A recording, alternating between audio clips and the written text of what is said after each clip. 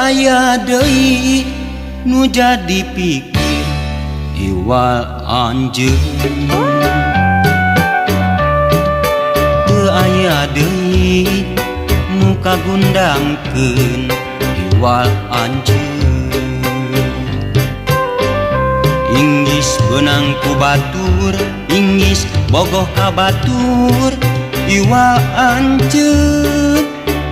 Unggal peuting babacaan mapatkeun pelet asihan khusus keur anjeun. Duh, kurang dahar kurang sare mikir anjeun. Duh,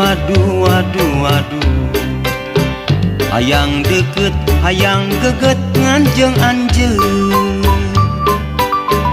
Dasar kudu kanyahoan ngirim surat salah ngasukeun eusina. Kurat sial jeung cilaka putus kaditu ka dieu.